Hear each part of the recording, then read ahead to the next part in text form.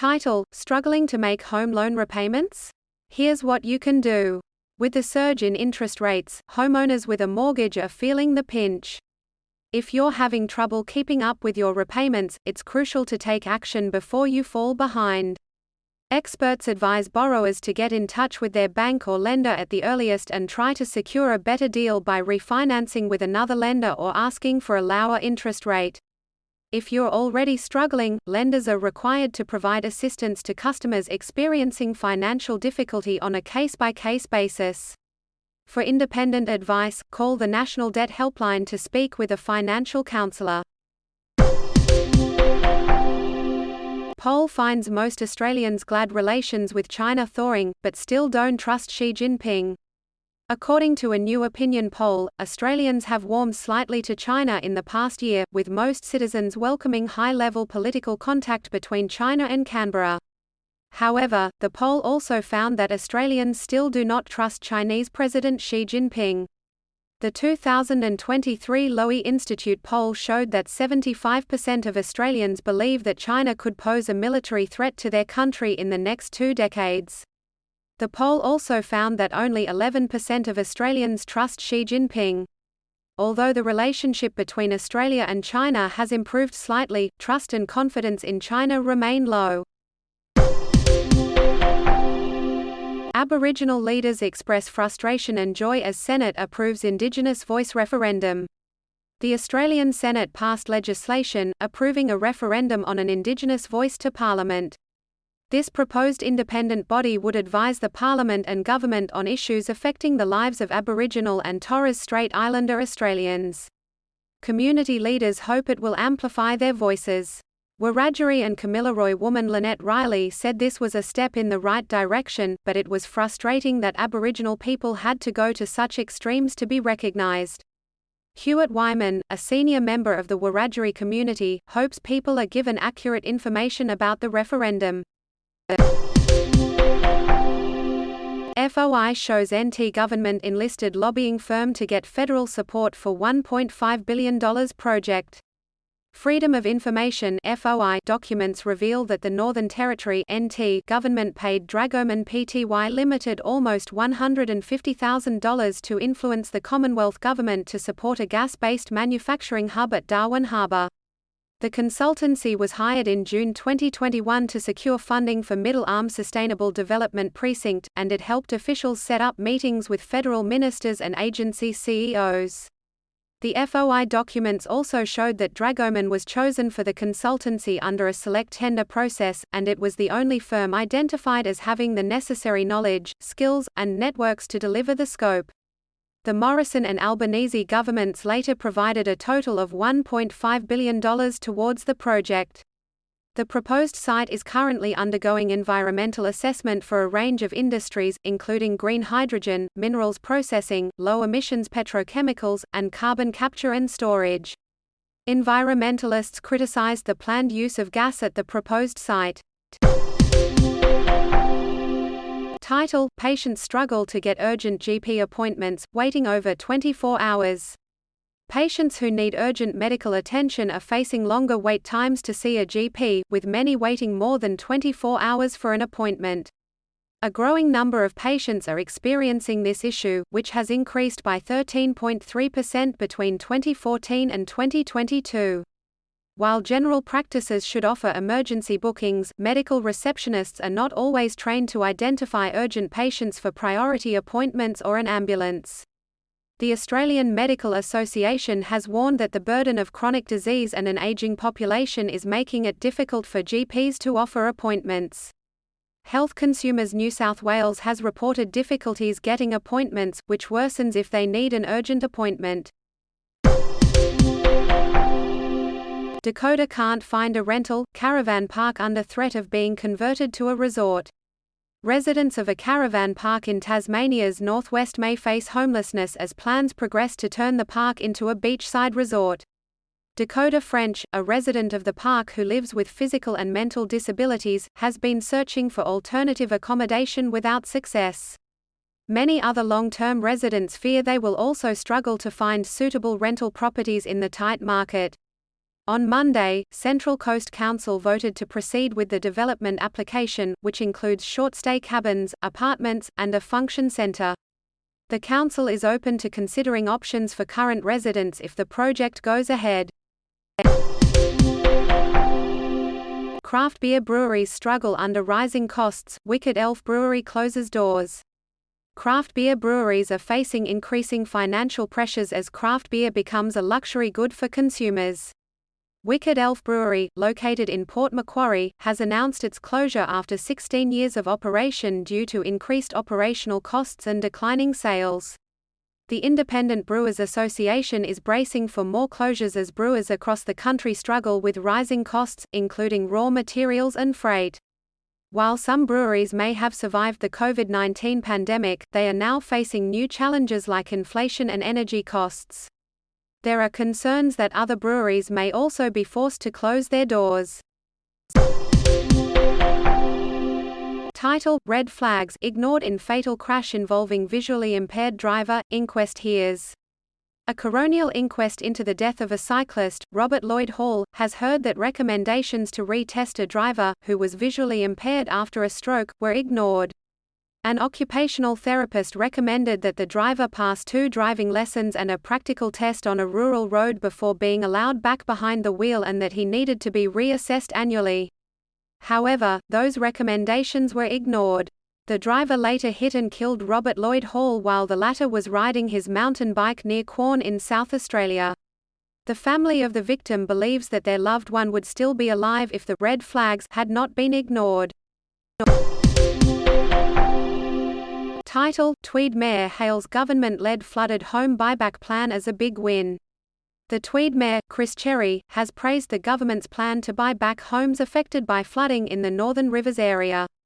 Mayor Cherry welcomed additional details of the plan, saying it would fast-track work that the council had anticipated would take 75 years to complete. More than 220 homes in the Tweed region have been identified as being eligible for the buyback program, with 152 of those homes already identified under a council-led voluntary house purchase initiative. All 6,400 flood-affected homeowners in the Northern Rivers area will find out if they're eligible for the buyback, house raising, or retrofitting of their homes by the end of June. Title: Newcastle rape survivor still lives in fear 3 years later. A brave rape survivor has recounted the horrors of her assault in a Sydney district court, 3 years after the incident. The victim still suffers from nightmares and lives with constant fear, even in her own home. Her attacker, Justin Kane Millington, was found guilty earlier this year after he repeatedly raped the victim in bushland near Newcastle's popular Fernley Track. The woman's statement was met with acknowledgement from Judge Penelope Hock, who subsequently convicted Millington. Defense witness psychiatrist Christopher Bench believed Millington suffered from post-traumatic stress disorder (PTSD) and borderline personality disorder, but this was dismissed by the prosecution. Title: WA couple refused bail after $150,000 tractor theft and army base crash. A Western Australian couple has been refused bail after allegedly stealing a $150,000 tractor and recklessly driving 80 kilometres along a Victorian highway, before crashing into the fence of Puckapunyal Army Base. Quinn Schmook, 36, and Tanya Taylor, 38, were charged with multiple offences, including theft of a motor vehicle and possess methamphetamines. The prosecution cited the couple's drug history, the serious nature of the alleged incident, and their transient lifestyles as compelling reasons to deny bail. Despite the couple's solicitors arguing for bail, Magistrate Peter Dunn refused, citing concerns about their drug addictions and potential for reoffending. China and US make progress in talks despite tensions. Chinese President Xi Jinping expressed satisfaction with the outcome of the talks between him and U.S. Secretary of State Antony Blinken in Beijing this week. The visit marked the first time in nearly 5 years that a U.S. Secretary of State visited China. Although the meeting was described as candid, in-depth, and constructive, analysts noted China's less than enthusiastic welcome of Blinken, even down to the absence of a red carpet. The two sides appeared entrenched in their positions on issues such as Taiwan, trade, and human rights, but both underlined the importance of having a stable relationship. Title: South Australia's Premier considers inquiry into greyhound racing industry after live baiting revelations. South Australia's Premier, Peter Malinauskas, has expressed his openness to further inquiries into the state's greyhound racing industry. This comes after 3 trainers were issued life bans for their involvement in live baiting, an illegal practice that involves using live animals as prey to encourage greyhounds to run faster. The Premier was shocked and disappointed by the revelations and hopes to ensure that this practice is not more widespread. While the state's greyhound racing industry believes it has good governance and integrity measures in place, calls for independent oversight and inquiry have emerged. Victorian Premier refuses to apologise to female Liberal MP over half-wit grub comment. Victorian Premier Daniel Andrews has refused to apologise to Liberal MP Cindy McLeish after allegedly calling her a half-wit grub during a parliamentary session. The remark was made during a debate over the government's business programme for the coming week. While McLeish described the comments as deeply offensive, Andrews denied having anything to apologise for. He claimed his remark was an attempt to defend colleague Kat Theophanous from McLeish's unwarranted attacks. Liberal leader John Pesutto condemned the Premier's behaviour, stating that no woman should have to put up with such abusive behaviour when she goes to work. China and the US are talking again. But it's what preceded their meeting that's most significant.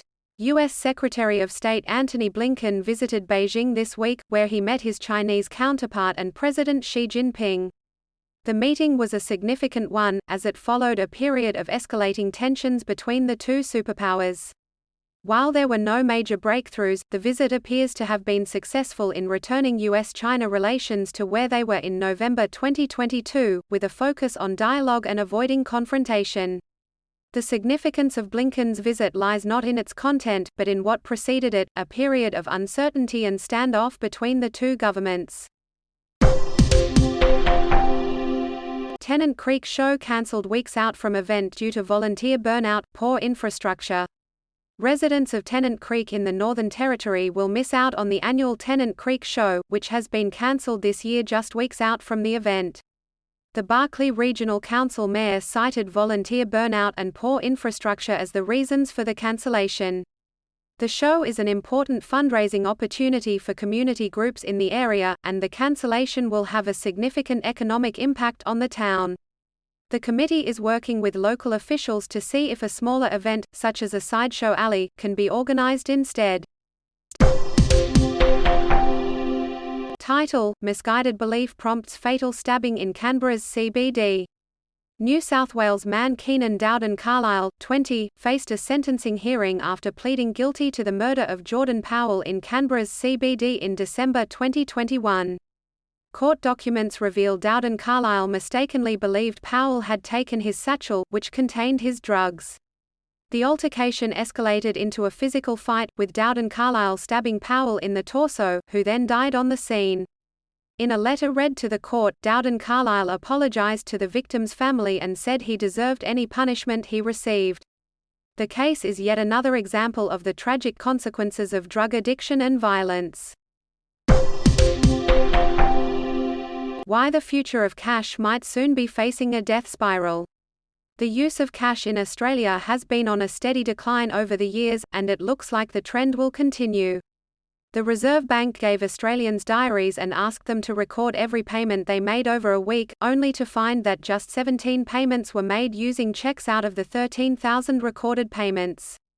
The Australian government has also announced plans to close the cheque system by 2030. With cash being expensive to process, it won't be a surprise if it becomes a thing of the past in the country soon. Lambie demands The Hague investigate Australian top brass over knowledge of war crimes. Tasmanian Senator Jackie Lambie has called for an investigation by the International Criminal Court (ICC) over senior Australian Defence Force commanders' knowledge of alleged war crimes in Afghanistan. She has accused the High Command of avoiding accountability despite evidence of unlawful killings and cruel treatment of prisoners. Senator Lambie has requested the ICC investigate and prosecute those responsible under war crimes laws.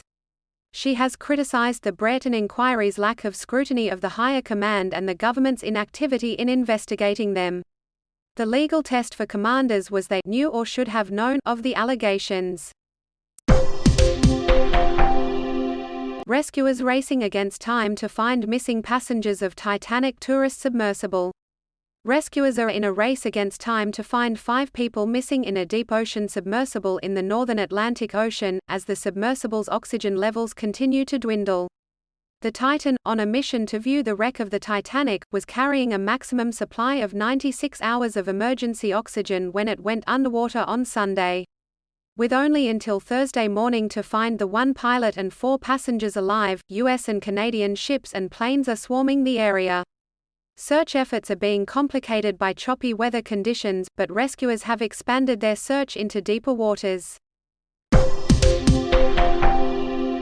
Ngunnawal traditional owners express deep hurt over ACT government's apology to Ngambri people. The Ngunnawal traditional owners in Canberra have expressed their deep hurt following the ACT government's apology to the Ngambri people for failing to recognise them as the region's traditional custodians. While the government had formally identified only the Ngunnawal people as traditional custodians for the past 2 decades, the Ngambri people claimed that the lack of recognition was a breach of their human rights. The United Ngunnawal Elders Council has spent the last 2 months consulting with their community on the impact of the apology, which they say has compounded the hurt caused by Australia's former treatment of First Nations peoples. Universal Studios pulls the plug on major TV series Metropolis to be filmed in Melbourne. Universal Studios has cancelled the production of the TV series Metropolis in Melbourne, Australia. The series was set to be a remake of the 1927 science fiction film, and was expected to employ around 700 people. Universal Content Productions cited rising costs and uncertainty around the US writers' strike as reasons for the cancellation. The series was being written and directed by Sam Esmail, creator of Mr. Robot. The Media Entertainment and Arts Alliance (MEAA) said the cancellation of the series would leave a significant void in the screen industry. Title: Reserve Bank blames inflation on corporations' price gouging. The Reserve Bank of Australia has finally admitted that some firms are driving inflation by aggressively raising prices, rather than lowering them to lure in shoppers. This price gouging has resulted in inflation remaining high, which is negatively affecting struggling renters and borrowers on middle to low incomes. The Reserve Bank cited Telstra as an example after the company announced its plan to raise the prices of some of its products to match inflation, currently at 7%. The Reserve Bank is now left with no choice but to continue raising interest rates, as it tries to contain the persistent inflation. Founder of cryptocurrency firm Terraform Labs imprisoned for forging documents. Do Kwon, the former CEO of South Korea-based Terraform Labs, has been sentenced to 4 months in prison by a court in Montenegro for using forged passports. Kwon, who is also wanted in the US on allegations of fraud and financial crimes, and his ally Han Chang-jun were detained in March as they tried to board a flight to Dubai in Podgorica, Montenegro. The pair were charged with forging official documents and were placed in 30-day pre-trial detention. Kwon's lawyer said he was yet to consult with his clients about further steps and a possible appeal. Title: Rogue MP accuses minority Rockcliffe government of Berlin Wall of BS. How will it end? Former Liberal MP John Tucker accused Tasmania's government of hiding behind a Berlin Wall of bureaucratic BS. Tucker left the Liberal Party over accusations of a lack of transparency in the government's plan to build a stadium.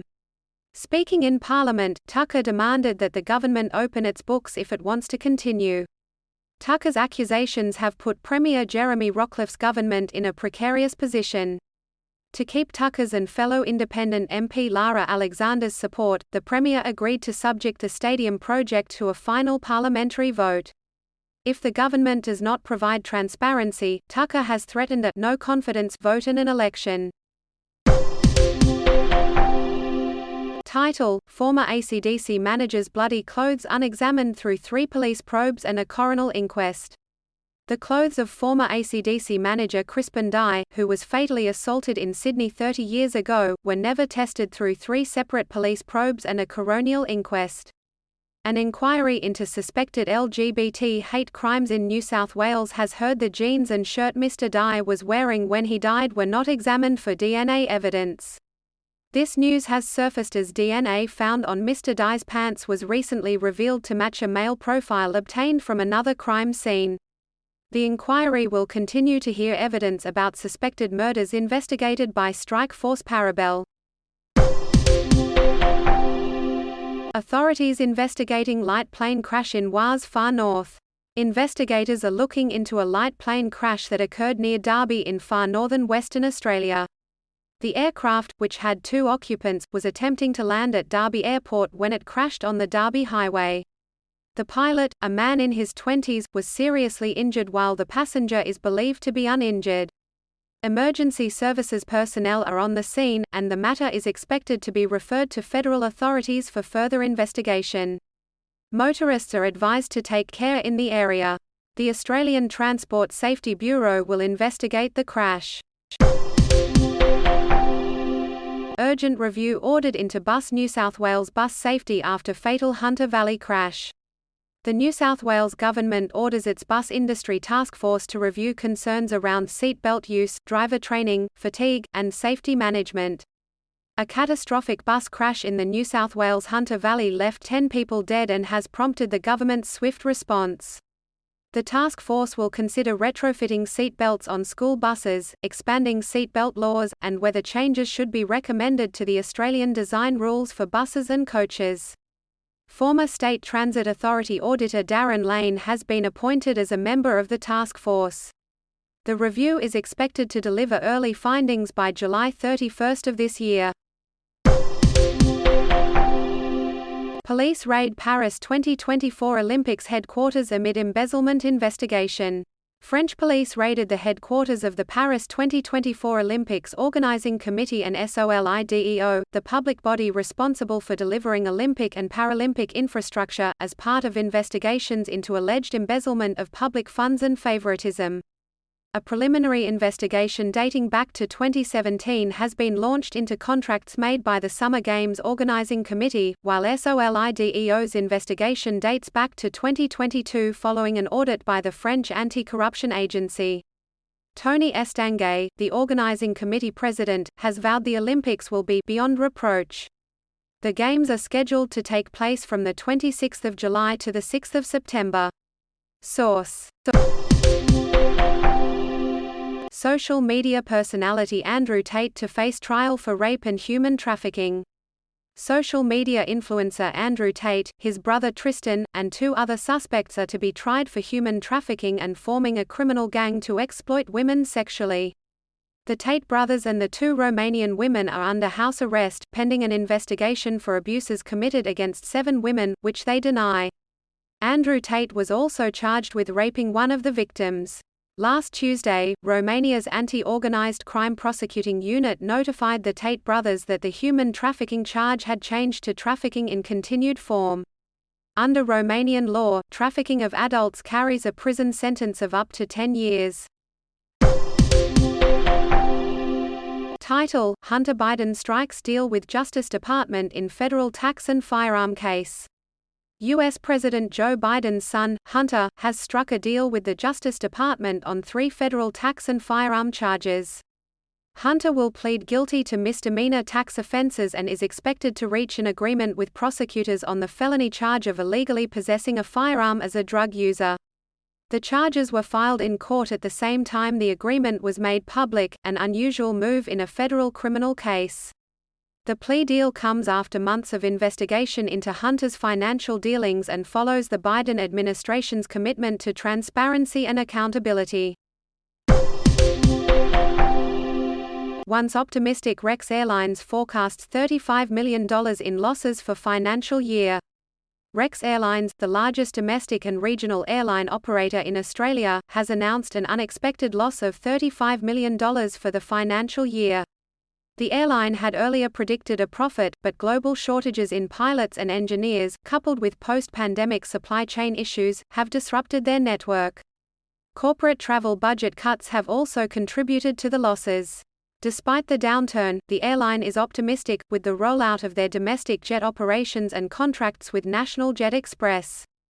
The airline has stated that it will need to make significant reductions to its flight schedule to match its available resources.